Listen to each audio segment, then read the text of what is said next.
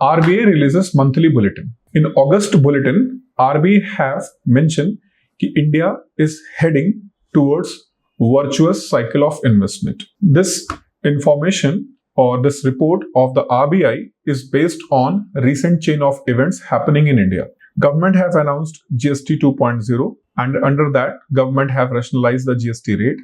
And as per the report of the Reserve Bank of India, the manufacturing is decadal high in the month of August.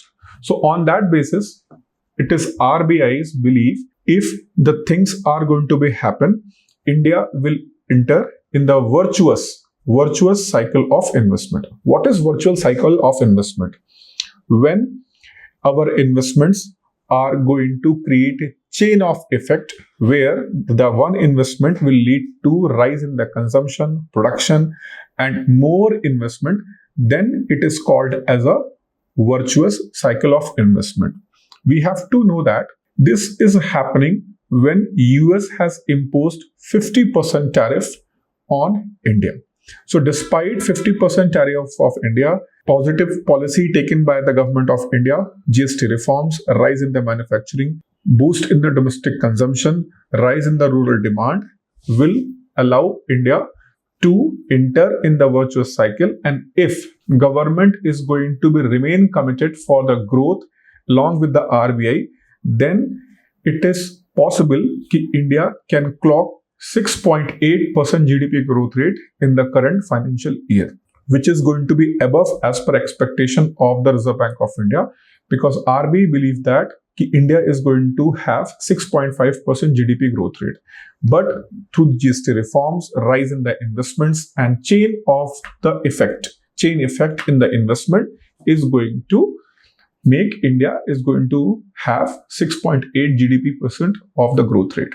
3 days back, most of the leading newspapers have informed and provide the information a Chinese spy ship Yuan Wang 5 has entered in the Indian Ocean region and it is very near to India. And yesterday, India have conducted one missile test. And this missile test is very special and significant. Why? Because it has given India to be in a selective league of the nation who can fire a ballistic missile from canisterized railway mobile launcher. There is a concept of ghost train. It was being a point of discussion among the strategic discussion community on the various forums in India. India have a train which is moving consistently from one place to another place, and that train is having a missile launch pad. Means in that train there is a canister, and that canister holds a missile which can be fired at any point of time. Means enemy do not know that through their surveillance of the satellite or ground-based surveillance, they do not know that where those missiles are located. So in this way, this ghost train concept is being now real. Yesterday, India have tested a Agni Prime missile, which is being tested from a rail mobile launcher.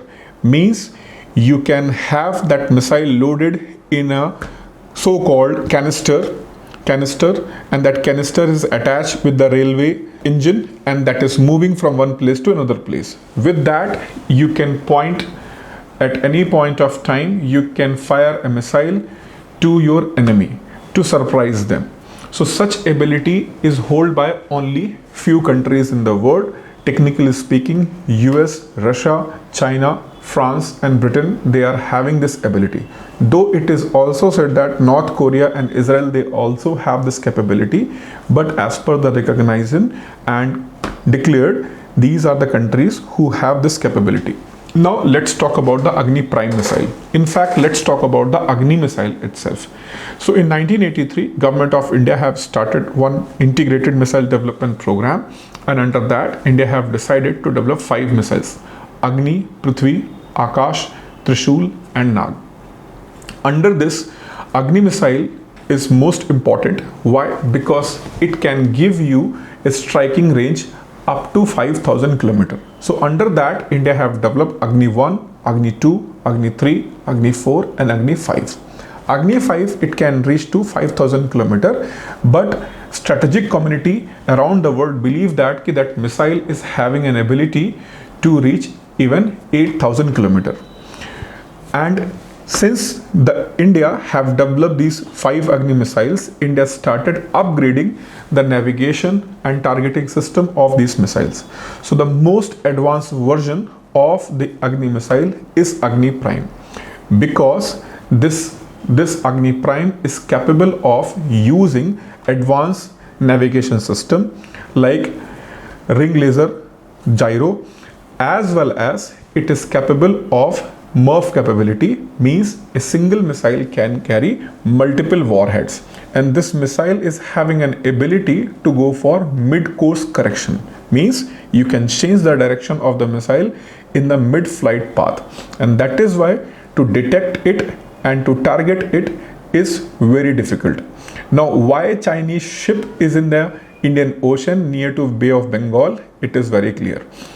Why? Because Chinese want to track the missile test in order to understand the speed, trajectory, navigation system, and that is why they have sent this.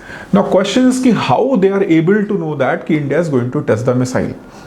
Well, any country who is going to test a missile, there is a system which is called as NOTAM. That means a warning to the airman.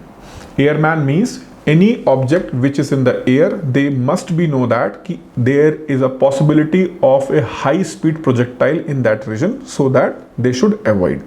So whenever a country is going to do a military exercise or they are going to fire a missile, then they issue the NOTAM, and under that NOTAM they will inform that this is the probable area.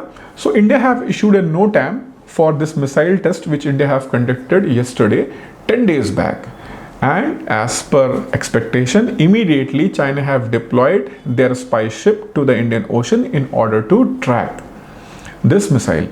Now I have a question for you. You have to answer my question in the comment box. You have to tell me, do India have any ship-based spy ship which can track the missiles and their test? If yes, what is the name of that ship? Hint, yes, India do have. You have to tell me the name of that ship. China has announced that they are going to give up the status of SDT, Specialized and Differential Treatment.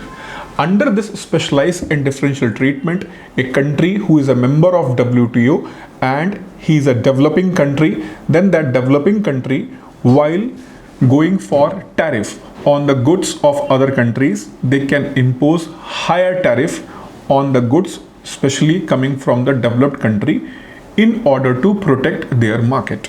So in order to protect their market, a developing country in the WTO, they can go for this SDT status, which is given to all the developing countries. But US consistently blaming China. China, despite being a developed country, China is consistently using this as a leverage to put a higher tariff on those countries, especially goods coming from USA. But now China have announced that they are no longer going to use this SDT status, that is special and differential treatment status, but they will be as a developing country. We know that China is the world's second largest economy, and it is projected by 2050 China is going to be the second largest economy. India also have this SDT status, and multiple times Donald Trump have targeted India. India is doing an unfair treatment for the tariff, and high tariff is being imposed on Indian goods. But there is a catch. Though India have a surplus of trade in goods, but US have high surplus of trade in the services, which Donald Trump never says that. So it is not what you are capable of. It is always how you are going to present your capability to the world. Thank you.